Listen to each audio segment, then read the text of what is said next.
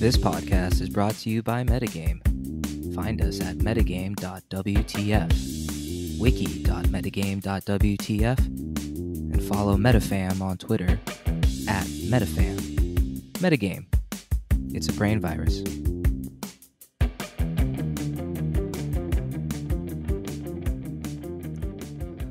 Welcome back to the show, everyone. I am Chair. Alongside me, as always, is Bacon. Hello, Bacon. Hello, Chair. We have on the show today a superhero of sorts, the one and only Dekan. Dekan is a Solidity developer, Web3 extraordinaire, shall we say coder, shall we say magic maker? Shadowy super secret coder, whatever the kids are calling it these days. You know,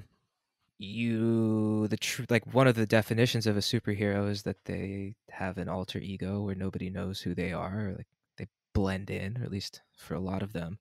And that's what it seemed like at MCON, walking around amongst some people that you know are the 1 in 100, 1 in 1,000, 1 in 1 million builders that are driving our space forward, and you never quite know who another one might be. But Dekan was someone who we were trying to schedule an interview with throughout MCON, and every day we said, tomorrow, Dekan, tomorrow we're going to get an interview in. And he and I were finally able to connect right after MCON.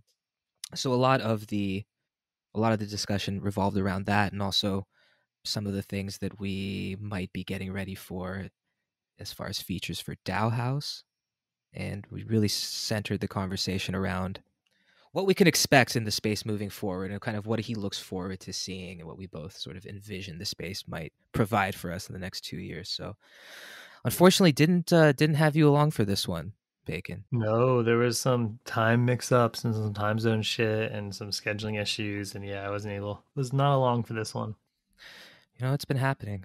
It's probably a surprise to some people I'm actually on the intro here, because I told people in the last episode that I wasn't going to be on this episode at all. So here we are, surprise to them. And the really funny thing is I almost recorded this intro and outro without you. I had told you I was going to do that at one point because you've been super busy. So I was like, well, I'm just going to record the intro and the outro for this interview that I'm not even a part of. So it would have been Bacon, Chair, and Dekan, and then Bacon again without any crossover, which would have been wild. Be true podcast theater is what we're trying to bring you here. You know, I'm glad that we're back together. It's been a very hectic time. As we record this, I don't know, sometimes you shouldn't do this, but I'll say that we're recording this on November 1st, this intro for this podcast. I want to give some context for listeners in that I think this interview was done exactly a month ago, right after MCON ended in the beginning of October, or even the end of November, or at the end of September, rather. So lots of things happening, one of which has been NFTP, the Rainbow Rolls Collection, NFTP.fun. That's NFTP.fun. Every rainbow roll that you mint. Yeah, Chair, I've heard this rumor going around that every piece of toilet paper you use is 100% unique. Is that true? Is it true that every... Absolutely true. There are 11 trait characteristics or categories within these cute, lovable, maddeningly cute NFTs that everything from the frame to the background color or pattern of the toilet paper itself, the handles or the holders, the hat or ears that the toilet paper might have on it. So the art really stands out. I think it's been one thing that people have really liked about the project is not only how benevolent these little toilet papers are, but how cool the art is. Every single roll proceeds, 66% of the proceeds go towards RIP medical debt, Give ETH, and Gitcoin. Specifically go to, I hate you so much, Chair, wiping away medical debt. That's right, folks. We are wiping clean medical debt. We are wiping away developmental roadblocks for your public goods project on Ethereum. We're wiping away every problem that we have in this on this earth of ours with NFTP. If you have a problem with NFTP, you likely have a problem with yourself. NFTP.fun, rainbow rolls, mint yourself one today. I'm glad we covered that, Bacon. Well, let's give the time to Deacon. He is a Solidity developer extraordinaire. He is one of the leads at DAOhaus, bringing you, likely everyone listening to this, the functionality that they need to make their DAOs run if they are in one. He's one of the people really pushing the space forward. I'm very excited that we had a chance to have him on the show. And without further ado, here is our interview with Deacon.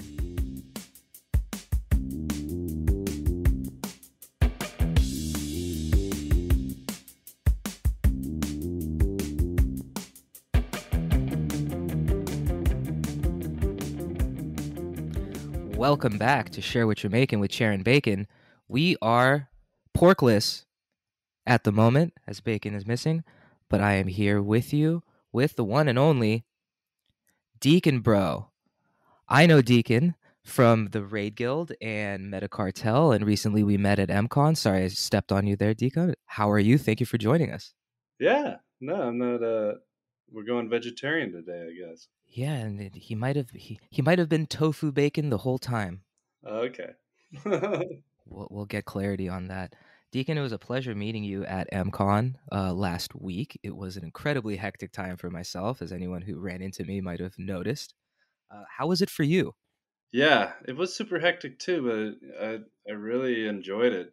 It was so cool seeing everyone in the same space together, and a lot of didn't recognize a lot of people because a lot of people are using different avatars and PFPs and stuff like that. So it was cool to sometimes like try to put a voice to an avatar, you know. But yeah, it was very cool. Yeah, I realized there were a few people that I didn't realize were present until Friday, the last day, that were podcast guests on this show. Ross Campbell was one of them, but yeah, the amount of people that I interact with, was it surprised? Did you have any? I had a at least one big moment of like I completely pictured someone totally different. Did you have like a very striking moment? We don't have to call them out, but I certainly did, where like someone does not look like their online personality at all. Yeah, I had a few of those, and I think the biggest problem I had, it was a little overwhelming because it was just like there's so many people, trying to talk to so many people, and it was, not having that the screen barrier for me was a little weird. It was like I'm not used to being in public anymore. So, but it was nice still to get out and get some sunshine, get out of my basement. It really was, and especially it reminded me. I anticipated it a little bit. It reminded me of being on tour.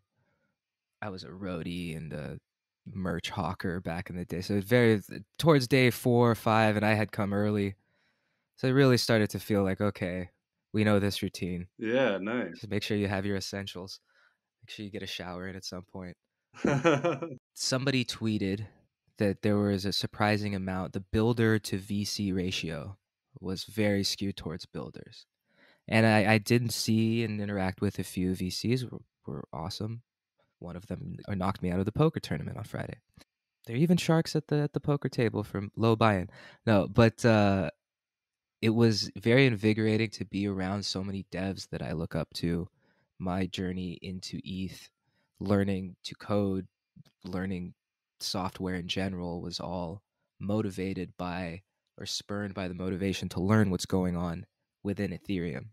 And so, like, starting in 2016, following people like Austin Griffith, certainly Vitalik and Gavin and all the big names, but a lot of the folks, a lot of the builders, and yourself included, as I kind of entered the Raid Guild ecosystem last year at some point, or yeah, at some point during COVID, that your name came up a lot about the one of the most sought after Solidity devs, at least in Raid Guild, if not probably much wider. So Yeah. Yeah, it was crazy, seeing, like Amin and Amin is such a character and has such a presence anyways. So it's kind of cool to see him in person. There was actually the first time I met Amin, that was like, and so, I'm pretty new to the space too. I mean, really everyone is, right? was after we wrote like the first interface on the Moloch contracts, and it was called Pokemon. The first time I met him, it was in Berlin, and I showed him like on a call. I was telling him what we did, and he was like, "We have to meet. Like, you got to show me like what you did on this and stuff. I just want to meet." So we went down to the co-working spot and we met up with him. And the first thing he said, he was like, "First off, like this is probably the worst thing I've ever seen."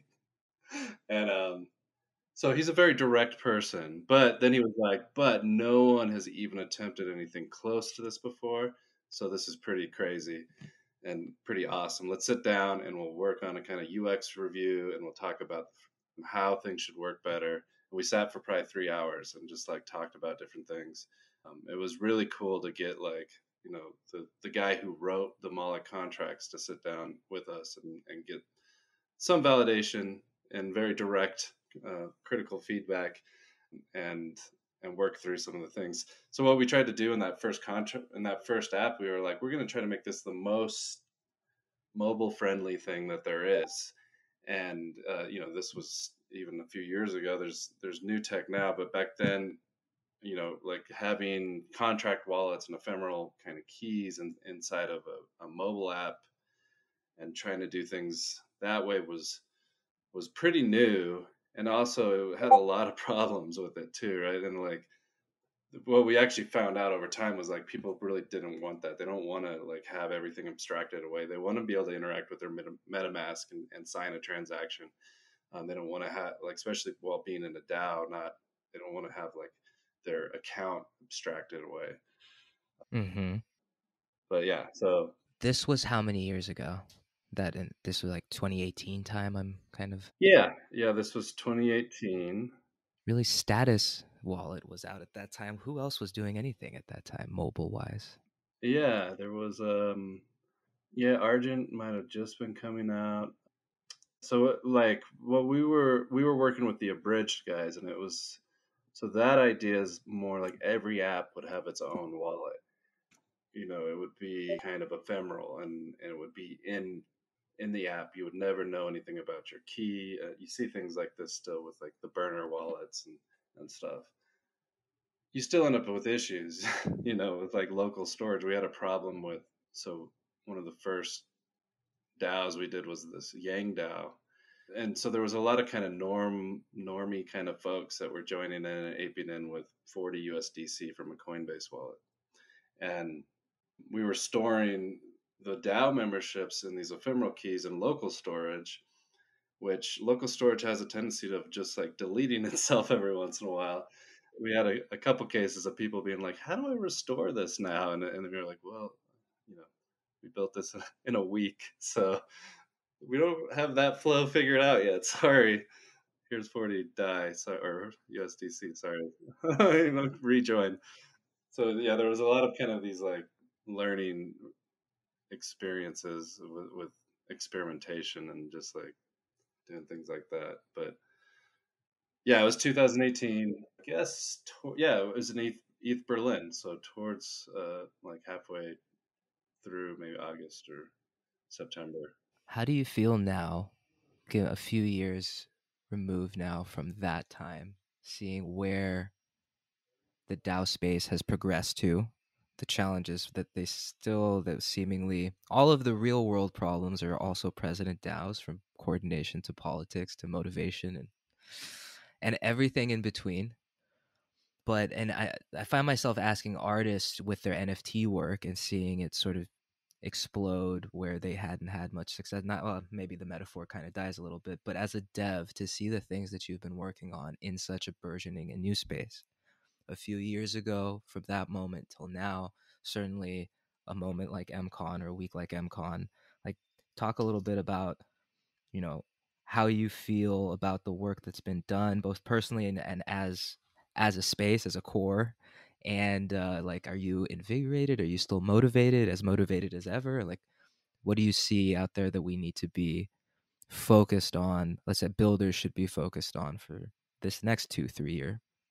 I think the space has changed a lot on the dev side, mainly because the community in general has grown and it's expanded out to not only devs. So 3 years ago, it was like only devs hanging out and doing nerdy dev things, right?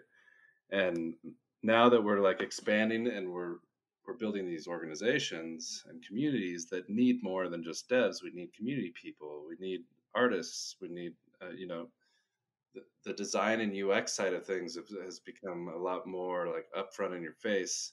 Where back then it was like just a few people that the devs worked with that were able to like think about things in our space. So I think because we're not just so like myopically thinking about dev all the time, we we kind of have strayed from some of the things that used to be priorities to us, right?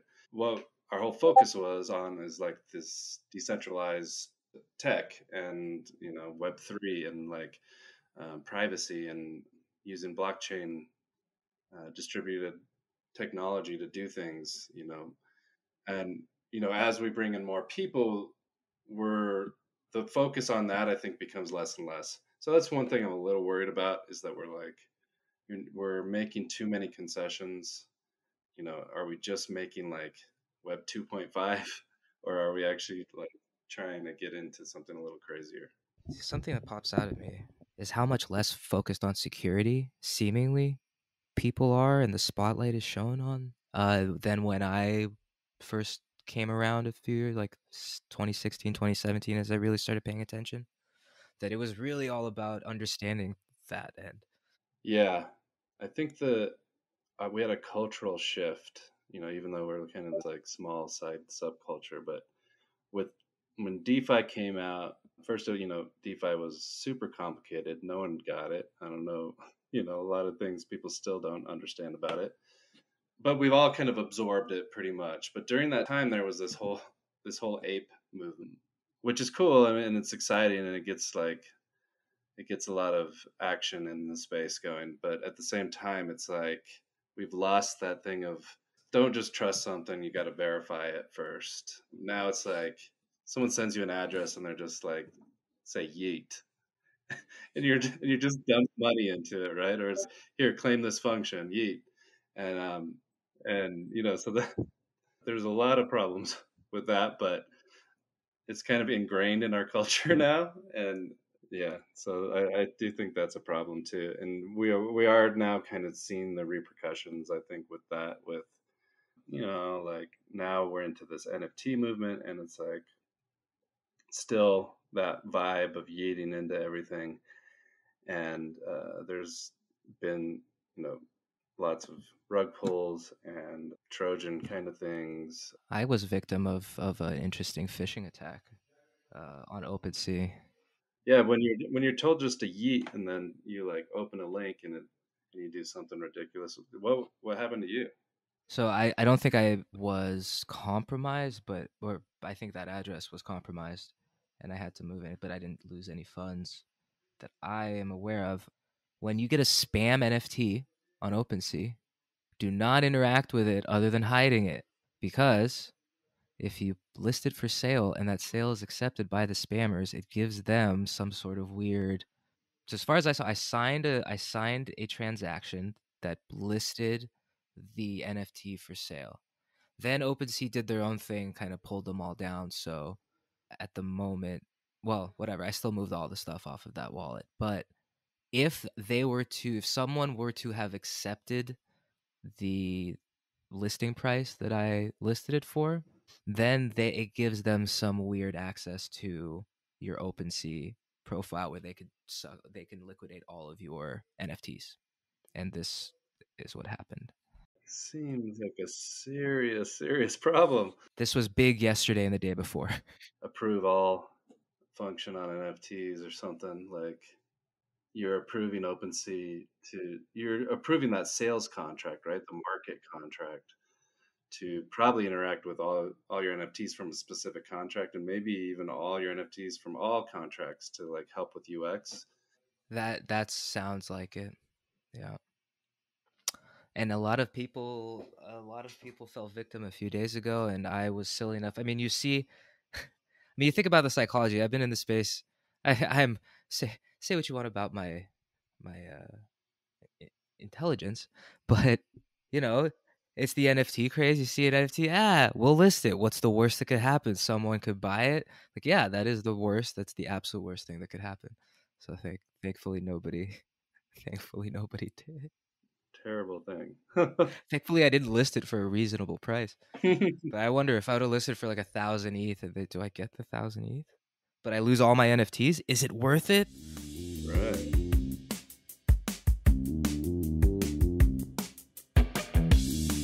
This podcast is brought to you by Metagame. Find us at metagame.wtf, wiki.metagame.wtf, and follow MetaFam on Twitter at MetaFam. Metagame. You'll leave with more questions than you started with.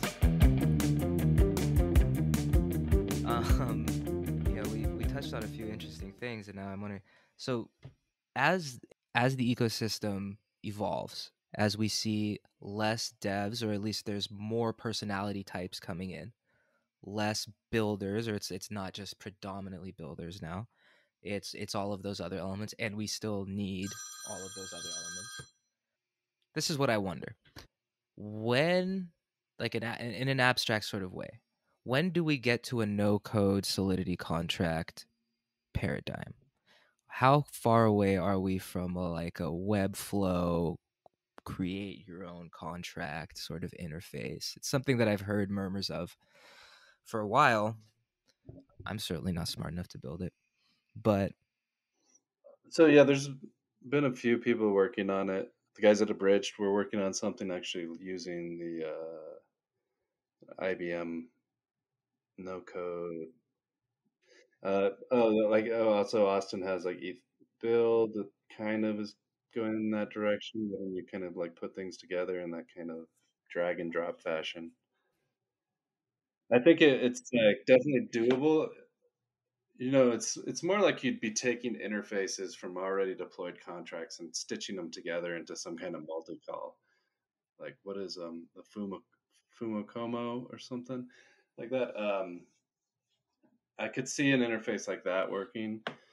Maybe taking standard interfaces and being able to kind of drag and drop the ones you want to implement into a contract, something like that, and then deploying the contract. That could be cool. I think maybe what we're going to see more of is more like these interfaces that, like form builder interfaces around the ABIs of contracts. So, like, not totally no code, but more low code, where someone can come in and build a form that's going to interact with a contract and maybe multiple contracts through a multi call in an interesting way. Yeah, but how close are we at? Probably fucking close. Maybe tomorrow. There's something new every day. I said the reason I asked, kind of like asking the questions in the wrong order. I see a lot of people that come into this space and say, "But I'm not technical enough to. What can I do if I'm not? But I'm not technical." It's like, well, there's so much otherwise to do, and you need to be technical at least even to understand in a real way. Like it takes a certain acuity that you have to be at. But There's a couple layers of it, right? And like at MCON where we have this like large diversity of people doing different skills and from all over the world, and the community thing becoming so huge, there's still, I think, even for those people who say they're not technical, they've had to do some kind of cognitive leap into this world of like thinking about things using a blockchain and using smart contracts. If you don't take that pill, right, then none of this makes sense. It's just like, and I talk to Web 2 devs a lot that they're just like, why are you doing this? You're reinventing everything we spent the last 20 years like building. You're rebuilding it from scratch. Like we solved this problem 10 years ago, and now you guys are trying to do it again. for a different company, though, see, it's a different company. Yeah, yeah, that's actually a really good point. Like, but I guess, yeah, on the technical side of things, it's a little more technical. You have to, and that maybe that's one of the things I was talking about before. There has to be a little bit of like understanding the core reason why we're doing things, why encryption is important, things like that. and you can even be, you know, the community support person or community engineer and still understand why public private key encryption is important, you know. And then so I don't hope we don't get away from that totally. BSC was really disheartening because all of a sudden it's like, yes, it's Ethereum on Binance. Like that's exactly what we don't want, ladies and gentlemen. Like, what do we? What, and it started. That's kind of what started harkening back to like, wait, in 2016, like this would have never flown. Like this would have completely been like, it's interesting that it could even happen, and I think people have learned their lessons rather quickly if they stuck around the BSC environment. Like, A BSC is like maybe Vegas or something. And so you can stay on the main strip of Ethereum and like and have some pretty good odds and some interesting things happening. But you could also go back into the like back alleys and stuff and like really push your odds if you wanted. You might get shanked and robbed while you're back there, but you're gonna get 1,000% yields, you know. so BSC is Fremont Street, Yeah, or even behind the alley behind Fremont Street. maybe Bitcoin is Fremont Street actually, just like where all the old boomers hang out. That is funny. Or no, it's Buffalo Bills and the state line. Like that's where you get the real bargain. No, that's Litecoin. Oh, we could do this all day, folks. um, Well, yeah, with the side chains, I mean, it's like every dev now, it's like spin up a side chain, you know. You know, it's like I don't know if it's a cash grab or it's just like a consequence of transactions just being so ridiculous and unattainable right now. that's probably. I think that's the main motivation because I see like Solidity developers going to Tezos, and then it's like, well, it's so much cheaper over there. And I Yeah, get that one's really confusing to me. it. Just to pick one of the chains. In parting, Deacon, what are you most excited about that within the next 6 months going into the new year, let's say? What are you excited about? What would you like to see, whether it be an event, a product, a new coin launching, or anything in between? What do you have your eye on? I'm really excited about this new stuff that's happening with DAOs, with like Gnosis and the Zodiac kind of system, and Moloch DAOhaus implementing that. Like we've spent a lot of work trying to get the DAOhaus kind of code base very easy to work in. And so when Zodiac came out, we were able to implement it right away, and it was really cool to be able to do that so quickly. So what I'm kind of excited to see is this like future world of DAOs where you know a Moloch and a Gnosis are working together, and you know a comp token of DAO over here is working with in different ways and with Molex and Gnosis, and we have different oracles working on minions and dogs sleeping with cats, and we have all this just like big network of DAO infrastructure happening where everything's kind of smashed together, and it's not like a platform thing or coin voting versus a permission voting thing or whatever it is, you know, like It's like interoperability and say like integration between DAOs and the expanded functionality.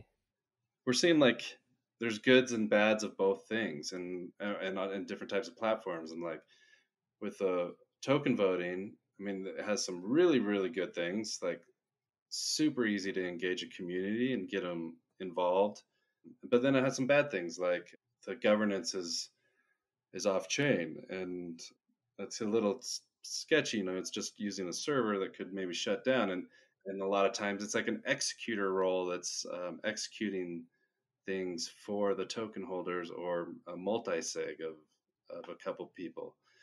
I think there's some real issues with that, but so that's the issues. And then you have something like Moloch DAO where everything's on chain and it's just too expensive.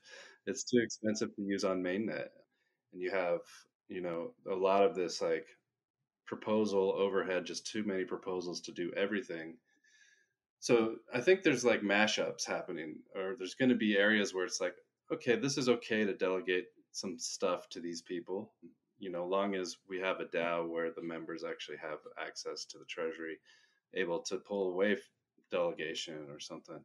Also, maybe we'll have like some DAOs on a sidechain controlling treasuries on mainnet, and That's exciting. So yeah, you have DAO governance on one layer 2 or sidechain that bubbles up to mainnet votes over here can affect the unlocking of funds over there. Am I following? we've already played around a little bit with it using the XDAI X AMB bridge and a module on a Gnosis safe, the AMB module, and then a Moloch DAO and a minion on the sidechain. You can actually control a Gnosis safe on mainnet with a Moloch DAO on a sidechain. And now with the Zodiac stuff, this is going to get like a little better interface for devs to deal with. And so now the front end just has to happen, and the UX is pretty crazy there still because you're dealing with approvals on two different chains and things like that. But it's going to be pretty cool, I think. That's really, really exciting. The talk about taking away the implications of mainnet if you can do mainnet governance on somewhere else. Yeah, separate the kind of membership and proposals and vote logic onto something that's a little cheaper, but still a chain. You know, it's not like on a server somewhere. And then still being able to interact with like the massive amounts of liquidity and NFT stuff on mainnet. It'll be cool. It's really inspiring. Just going over some of these topics and these possibilities going forward is also very inspiring. I think with DAOhaus, Molochs, and the UI that DAOhaus now has, you have to know a little bit about how to configure things so you don't handcuff yourself down the road. But you can spin up a DAO for the much less than the price of a cup of coffee. You could sit all day and do it and probably only spend about 1 cent, which I think it it really puts so much power. It puts a magic wand in people's hands, and the masses don't know it yet.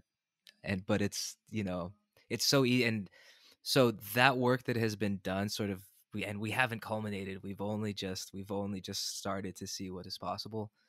I thank you very much for what you have done for humanity, and I'm absolutely serious about that because there's these magical group of builders that are pushing things forward, and I don't know, like I'm very grateful for what has happened, what has been built, and what is being worked on, what we're going to see come out of it. So Thanks, man.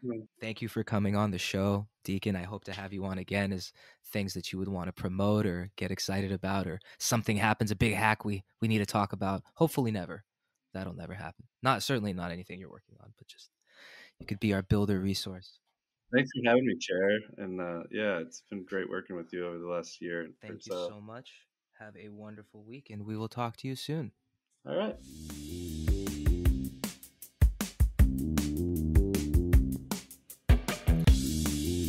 This podcast is brought to you by Metagame. Visit us at metagame.wtf, wiki.metagame.wtf, and follow us on Twitter at metafam. Metagame. Only if you stay up late at night. Welcome back to the show, everyone. That was our conversation with Deacon. You can find some of his work at DAOhaus. That is DAOhaus.gg. That is, of course, where you can spin up your own DAO on a variety of networks. Summon your own DAO. That's true. Summon your own DAO. Some people like to say summon a DAO. Or is that only Mulak DAOs? I believe that DAOhaus actually does summon a Moloch DAO, but it's a wrapper for a Moloch DAO. Yeah, so it's still summon then. It's still Mulak DAO. It's still summon a DAO. Let's stick with the cool ass esoteric terminology. It's just another layer that we're going to have to explain to a new person, but that's fine. That'll only take 30 minutes. When you get the jargon, like summon, when you're like, I'm a DAO summoner, that's how you know you've made it. So we can't rob people of that experience. I'm unrestricted. I'm saving all my retorts. I went a little DAO spinny uppy crazy one week and spun up all sorts of DAOs, probably more than I needed to. But luckily, I was doing it on Matic and XDAI, and so not a lot of gas was spent at all. What were you summoning there? Oh, for some of the things we were doing, like I'm doing an NFT project with a few collaborators, so I wanted to, who some of which are not Web3 native, wanted to show them how it would work with them contributing work and the shares that they would earn, so on and so forth. And then test DAOs for the LS DAO, the Love Society DAO, which folks who listen to the show will hear a lot more about in the future. But that is lsdao.wtf or have a nice day.wtf. About 39 tabs still remaining there. 39. That's good to know. It's not 39 tabs remaining chair. It's 39 tabs available to be scooped. That's true. Anybody who holds a Have a Nice Day NFT is granted one share in the LS DAO. They are also automatically entered into the raffle which will take place upon sellout of all 100 NFTs for the physical piece of art that T-Bird created. It is framed. It is ready to ship. We're waiting for our winner.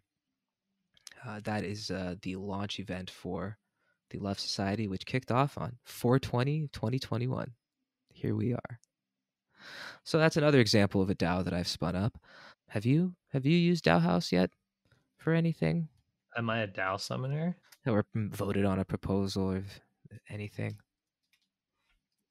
The only DAOs I'm in on DAOhaus right now are, I believe, the 6 MSG ones. Unless they voted me out of that sense. Oh, I think you're fine. And there are 5 test ones, and then there's the official one. And that's, you know what? That is the utility of DAOhaus. You can configure it and reconfigure it until you get it right. And then you have to figure out how to erase all those DAOs that you created. Yes, I'm only a member of the MSG DAOs on DAOhaus. Just double check that. So, one of the really cool things about DAOhaus's wrapper is that you can accept almost any coin, basically any coin, into the DAO. So, like what we did with MSG is anyone can donate basically anything that you can stake on Aave on Polygon, you can also donate to the MSG DAO. So, that kind of functionality, while it might sound a little bit too niche to some, is really going to be important for organizations in the future. I mean, non-niche things are that it gives you a nice little DAO dashboard that lets you see the DAOs you're in, right? So anyone who wants to be a member of multiple DAOs, which is anyone who's in a DAO, it's like lazy potato chips. You can never have just one. So anytime you find yourself in a DAO, you're shortly going to find yourself in more. And so DAOhaus has a nice dashboard where you can see all the DAOhaus DAOs you're in. It also tells you all your current activities and some and proposals and things like that that have happened recently. It also ties in well with other external dashboards like MyMeta. For the metagame aficionados out there, MyMeta pulls your DAO membership from DAOhaus. And I think I cut you off there, Chair. What were you gonna say? No, no, that's all good stuff. I really like the proposal dashboard that they have. So when there are proposals that need action within a DAO, especially in a bigger one where there's a ton of stuff that needs to be voted on, it's all very easy to follow and laid out in a timeline, easy to take action on. Doesn't take a lot to get onboarded into it and to be able to use this functionality quickly, which once we hit that breaking point where everyone is going to spin up, much as we all spun up probably on our own a Facebook group, for better or worse, probably everyone is eventually going to spin up their own DAO of some sort. Yeah, these are really the new and improved Facebook groups. I've been looking at all that stuff in the news recently where people are like, "Oh, you're quitting Facebook, not sure where to go next." I'm like, "Well, I know where people should go next, right? Like, I know where it is. I know where the future's at." Yeah, it's like it's all going to be this Web3 stuff, and DAOs are a great way to do it. So, DAOs for people that don't know, I don't know if you guys explained this in an interview or not, but I've gotten this question already from my family members who are listening to the show: is what is the DAO? You guys keep using the term DAO. Pretty sure we've defined it once or twice, and I've definitely gone through it with my family once or twice, but because some things really need to be driven home, DAOs, DAO, it's a acronym for Decentralized Autonomous Organization. Basically, all it is a Facebook group essentially that everyone shared joint ownership of. And so everyone has like shares of it, like you'd have shares of a company. and so it lets people kind of come and go as they please, and kind of buy in and sell out membership of it based on whether they want to join or whether they want to leave. It's all a DAO is. You know, we can just call it an organization, right? Like, do we have to call it a DAO? I just mean like eventually we're just going to be able to call it an organization. I guess DAO. Well, I mean, it'll always probably be DAOs. Like we still call corporations corporations, right? We don't just call them organizations or incorporated, right? We always kind of the term will always be around, right? Or nonprofit. I guess I envision a time where say I started a business and really it's just a DAO. Well, that will definitely happen. Yeah, Yeah, so that's yeah. It's like I started a group, right? It's actually a DAO, but just everyone knows it's a DAO. that's interesting stuff. I'd say the same feeling I had about podcasts 10 years ago or so. I have the same sort of sense for that for DAOs, in that at the time in 2010 or so, podcasts were this burgeoning form of media, that it wasn't revolutionary in the sense that it was, radio talk shows had existed for a long time, but the way that people were able to disperse them, or people like the Apple helped a lot with their podcast app, but in general, storing audio in a file. The term podcast comes from Apple. Right. And so we, being able to define that it in a different way, to dissociate it from talk show, like radio talk show or television talk show, because there are video podcasts. It's just a podcast. But what was interesting about that time was that it was so new. People didn't really know what to do with it. And it went from a very small amount of podcasters to in a very quick fashion, everyone has their own podcast, you and I included. Well, people are still impressed though. Like people in my company, my coworkers and family members started figuring out I have a podcast, extended family members. And they're like, every time that somebody mentions like, oh, how's your podcast going? Everybody else turns around and they go, you have a podcast? Right. So it's like still something that carries some degree of prestige. I guess being in Southern California, it seems like everyone has their own podcast at least. But and that's where I come from, so maybe that's why. I guess the point is that it seems like it's the same thing with DAOs, is that once people start figuring out what's possible from an community, organizational coordination, and this is the solution to a lot of problems that people don't even realize that they have, as far as being able to harness their own freedom of movement, of organization. Solution to the coordination problem, right? Like that's where the name Mulak comes from. It comes from that poem about, Mulak being essentially the coordination failure of mankind. But yeah, we should also do more of our own episodes, just us talking about things like this for like beginners or people new to the space, or just people in general interested in the mechanics and the history of the space, or we just talk ourselves about shit because like we know a lot of the introductory stuff and like a lot of the history. Like we could explain the whole term Mulak, where that comes from, how DAOs first started, right? Like we know all that history that we could just talk about. You heard it here first, folks. We're going to become the Dan Carlin's hardcore history of Dude, Ethereum. I'm down. I'm down for that. Although better than that, because I'm pretty sure I've listened to that podcast and it was bad. I don't know why people get so hyped about that. I'd like the Mongols one, the Mongolian one. Taught you a lot. The one on Julius Caesar, and it was like, Will he be angry if we call it Dan Carlin's hardcore history of Ethereum with Sharon Bacon? That's the answer that we'll have for you next week, folks. If you see a change in your Spotify feed, that's why. I kid, of course. But I'll just these will be my parting words. The Bored Ape Yacht Club threatened me last week, and it was only like the fifth most interesting thing that happened to me last week. So, as far as legal things go, I'm just here to prop people up. what happened with you and Bored Ape Yacht Club? Oh, we'll save that for next week. No, we love the apes, and I have nothing bad to say about them. I'm just kidding, of course. It was just funny, the discourse that we had between each other and this past week. But it's all love. I'm here for love.